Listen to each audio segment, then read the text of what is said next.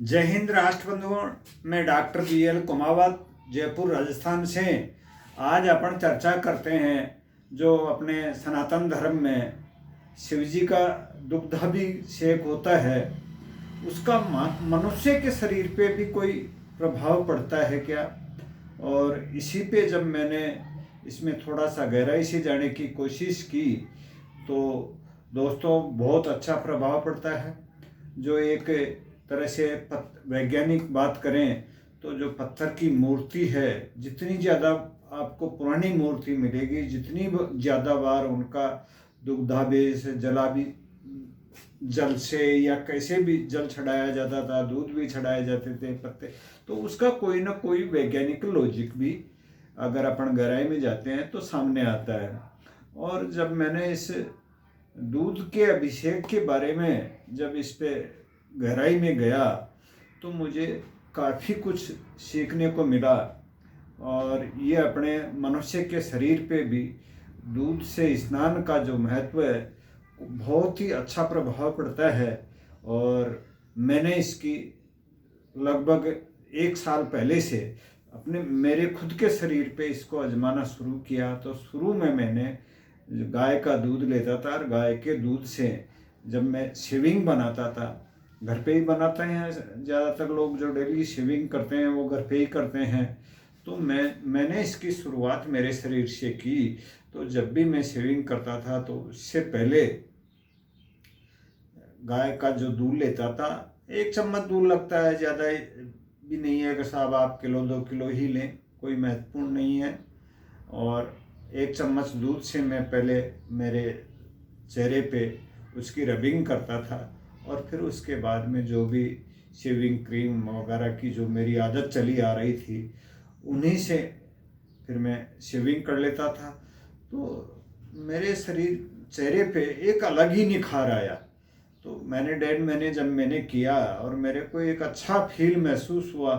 एक तरह से जो मेरे नाक पे इन पे ऐसे बारीक बारीक फुंसियाँ सी नज़र आने लग गई थी, जो वृद्धावस्था में भी कई लोगों के सामने आती हैं। चेहरे पे हल्के हल्के दाग से थे, उनसे भी मेरे को इससे निजात मिल गई। तो मैंने जैसे जब भी मैं स्नान करता हूँ आज भी, तो पूरे शरीर पे एक तरह से दूध की पहले मालिश कर लेता हूँ और फिर उसके बाद में जो भी मेरी दिनचर्या के अनुसार जो भी साबुन वगैरह जो काम में लेता हूँ वो करके मैं स्नान कर लेता हूँ। तो जो एक तो जो चमड़ी है अपनी, तो उस चमड़ी में एक अलग ही निखार आ जाता है, अलग ही चमक आप अपने आप ही महसूस करने लग जाते हैं। अगर आपके कोई भी चर्म रोग हो तो उससे भी इससे राहत मिलती है। और फिर मैंने इसमें गहराई में गूगल पे या अन्य लोगों जो बुद्धिजीवी लोग थे उनसे जब इसके बारे में चर्चाएं करना शुरू किया तो मेरे को नई नई चीज़ें, नए नए नए अनुभव मेरे को सीखने को मिले।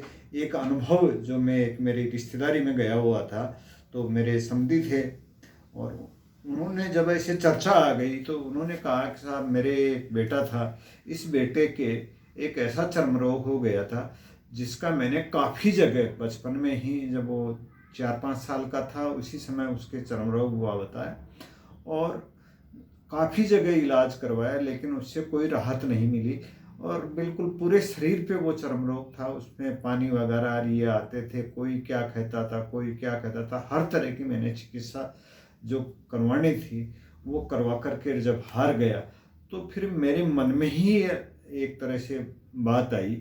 तो मैंने पहले तो इसका जो गाय का गोबर था उस गाय के गोबर से इसके पूरे शरीर पे मालिश की और मालिश करने के बाद में सादा पानी से नहलाया। नहलाने के बाद में गोमूत्र और गाय का दूध इनको एक मिश्रण करके और पूरे शरीर पे इसकी मालिश की और मालिश करके घंटे 1.5 घंटे इसको धूप में बिठाया और उसके बाद में मैंने सादा पानी से इसको नहलाना शुरू किया।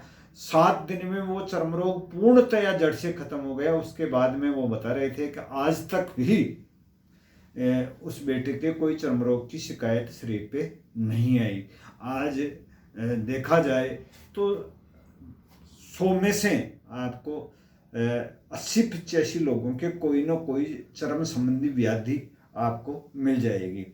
अब चिकित्सा की बात करते हैं तो एलोपैथिक चिकित्सा में ये सोचते हैं कि साहब इसके ये क्रीम लगा लो, खाने के लिए सिट्राजिन वगैरह दे देते हैं, तो उससे वो कुछ समय के लिए या जब तक वो लगाते हैं जब तक तो ठीक रहता है। दवा जैसे ही बंद करते हैं दूसरे तीसरे दिन से फिर वो शुरू हो जाता है। तो एक बहुत बड़ी ज्वलंत समस्या मानव जीवन में चर्म रोग की जो चली आ रही है। चर्म रोग के काफ़ी स्पेशलिस्ट बैठते हैं एलोपैथिक चिकित्सा के, लेकिन वो भी ये कहते हैं कि साहब जब तक आप रहोगे जब तक ये दवाइयाँ चलेंगी, तो वो क्या निदान रहा।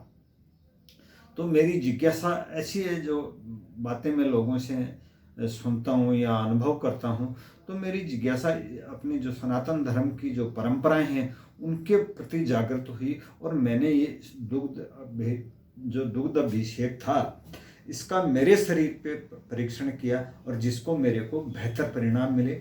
आप सभी से जो भी देश बंधु ये तक ये वीडियो पहुँचे उनसे मेरा निवेदन है कि जो अपने सनातनी जो परंपराएं हैं उनका कोई ना कोई वैज्ञानिक लॉजिक जरूर मिलेगा, बस केवल उसको गहराई में जाने की जरूरत है। आज पूरा विश्व समुदाय देखा जाए तो जो भारतीय परंपराएं हैं उनके ऊपर गहरा शोध कर रहे हैं, और उसके अच्छे परिणाम भी मिल रहे हैं उन लोगों को, वो अपना भी रहे हैं उन चीज़ों को। लेकिन अपने देश में क्योंकि ये अपनी चीज़ें थी तो उससे लोग ये सोचते हैं अरे ये तो एक पोंगा पंडितों वाली बातें हैं, वैसे से क्या है। आज देखा जाए तो जो सौंदर्य प्रसाधन के बारे में है तो बाजार तय करता है कि आपको कैसे रहना। हर चीज़ पे बाजार हावी हो गया। चेहरे पे क्या लगाना है, मनुष्य आदमी को क्या लगाना है, महिला को क्या लगाना है, क्या पहनना है, क्या खाना है, कब सोना है, कब जगना है, कैसे पढ़ना है, हर चीज़ पे बाजार हावी हो चुका है। इन 20 साल में जब से ये टीवी आया और टीवी के बाद में जब ये झूठ बोलने की परंपराएं आई, कोई कहता है साहब मेरी सुंदरता का राज लैक्स है, कोई कहता है कीटाणु का सफाया, आप इस साबुन से नहाइए आपके शरीर में जो भी कीटाणु है उनका सफाया हो जाएगा। अरे कीटाणु अगर देखा जाए तो कीटाणु तो जो कोई व्याधि अपने शरीर में होती है उसके बाद में भगवान ने एक मंगल योजना बनाई है। जो सड़ाव या कोई भी चीज़ हो जाती है उसके बाद में कीटाणु आते हैं। पहले शरीर में रोग प्रवेश करता है, उसके बाद में वो कीटाणु जो भी होते हैं उस अपशिष्ट को खाने के लिए भगवान ने एक सिस्टम बनाया है, और उसके बाद में वो आते हैं। उस रोग का कारण ही उस कीटाणु को मान लिया जाता है, और इस कीटाणु को मारने के लिए कई तरह की क्रीम, कई तरह की एंटीबायोटिक वगैरह उसको खिलाया जाता है, बाकी उसके परिणाम नहीं मिलते हैं। तो मैं आप सभी से ये अनुरोध करता हूँ कि जो भी अपना जो बाजार है या जो झूठ बोलने के जो विज्ञापन आते हैं उन विज्ञापनों से थोड़ा सा दूर हटके अपनी जो भारतीय परंपराएं हैं उनकी गहराई में जाकर के उनका वैज्ञानिक लॉजिक समझें और अपने शरीर पे अपनाना उनको शुरू करें, बेहतर परिणाम मिलेंगे। अगर जैसे मैं सैन बंधु जो ये बालों का काम, कटिंग वगैरह, शेविंग वगैरह का काम करते हैं, उनसे भी मेरा निवेदन है कि आप जो लोशन वगैरह शेविंग से पूर्व या शेविंग के बाद में जो काम में लेते हैं, या जो कोई क्रीम वगैरह, क्लिक वगैरह, कोई भी चीज़ ऐसे आप अपने हिसाब से अच्छी समझ करके यूज में लेते हैं। लेकिन अगर इस दूध से गाय का अगर मिल जाए तो ठीक है, अगर नहीं भी मिलता है गाय का तो आप केवल जो भी दूध अपने को मिले, बकरी का, भैंस का, डेयरी का, कैसा भी जो दूध हो, उससे एक बार शेविंग बनाना शुरू करें। हो सकता है पूरे दिन भर में आप ज़्यादा से ज़्यादा भी काम में लेंगे तो 100 ml से ज़्यादा आपके दूध काम में नहीं आएगा। और आपको एक अलग ही चीज़, जब आप हर जो भी लोग पूरे मार्केट में जो हो रहा है उसके अकॉर्डिंग अगर आप काम करेंगे तो उसकी महत्वता नहीं होती है। आप कुछ अलग करेंगे तो लोग आपकी तरफ, आपकी जो व्यवसाय है आपका वो भी बढ़ेगा और लोगों को अच्छा फील होगा, तो वो 10 जगह उस चीज़ की चर्चा करेंगे और एक तरह से अपने मानव शरीर के लिए अच्छी पहल करने का काम है। और पहल करने में आप ये सोचें कि साहब मैं अकेला करूं तो क्या हो, अकेले से ही आप शुरुआत करें। आप अपने आप में 1/130 करोड़ भारत हैं। आप भारत कोई बिल्डिंग का नाम नहीं है। अपने आप में देश के लिए ये सोच करके मैं खुद पहल करके इसकी शुरुआत करता हूँ और मैं भी एक भारत निर्माण में मेरा सहयोग कर सकता हूँ। ये सोच करके शुरुआत करें, इसके बेहतर परिणाम ही मिलेंगे। और युवा पीढ़ी या जो भी मेरे वीडियो को सुन रहे हैं उनसे मेरा निवेदन है कि आप ये जो दुग्धाभ्यास का जो अपनी परंपरा चली है, इसको एक तरह से पूजा के रूप में लिया गया है, तो इसका बहुत बड़ा वैज्ञानिक लॉजिक उभर करके सामने आया है। आप अपने शरीर पे अपनाना शुरू करें। पूजा से तो इसलिए जोड़ा गया था इस परंपरा से को, अगर लोगों को याद रहे, भूल नहीं जाए, इसलिए इसको पूजा के साथ में जोड़ दिया गया था। और जब पत्थर की मूर्ति में ही इतना निखार आ जाता है तो आपके शरीर में तो बहुत ही निखार आ सकता है।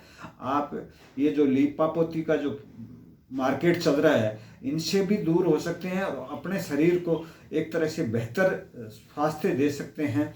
चर्म संबंधी आपकी कोई भी व्याधि नहीं रहेगी। ये मैं मेरे अनुभव से बता रहा हूँ। कई जो और भी मरीजों को मैंने ये नुस्खे बताए, उससे उनके जो शरीर में चर्म रोग थे उनमें बेहतर परिणाम मिले हैं। एक सोराइसिस नाम की बीमारी आती है जिसको लाइलाज कहते हैं, उसमें भी मैंने जो भी मरीज थे उनको ये चीज़ बताई कि आप दुग्धाभ्यास और जो गौमूत्र है या गाय का जो गोबर है उनसे स्नान करने की शुरुआत करें। तो कई लोग ये शुरू में तो ये सोचते थे साहब गोबर से ऐसे हीन सी घृणा सी करते थे, लेकिन जब उन्होंने इस चीज़ की शुरुआत की तो उनके बेहतर परिणाम मिले।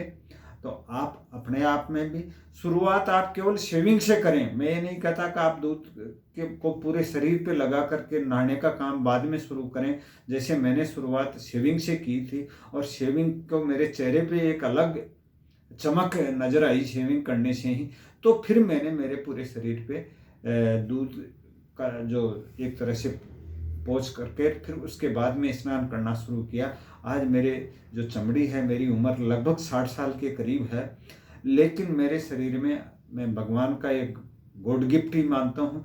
कोई भी तरह की मेरे शरीर में व्याधि नहीं है। जिस तरह से मैं जवानी में जो चीज़ खा लेता था उसको उसी तरह से आज भी पचा लेता हूँ। दिनचर्या को मैंने ये जो बाहरी दिखावा है इससे बिल्कुल अलग रखा है। मैंने मेरे शरीर से जो अपने पूर्वजों से चली आ रही जो पीठिका थी उसी के अनुसार करके मैंने शरीर को मेंटेन कर रखा है। और मैं आशा करता हूँ आप भी इस वीडियो को देखने के बाद में शुरुआत करेंगे। मुख्य रूप से मैं सैन्य बंधुओं से मेरा यह आग्रह है कि इसको अपनाएं। आप अपने आप में एक तरह से मानव सेवा के लिए एक अलग पहल करेंगे और आपका जो व्यवसाय है वो भी बढ़ेगा और एक मानव सेवा भी होगी। जय हिंद, जय देश बंधु।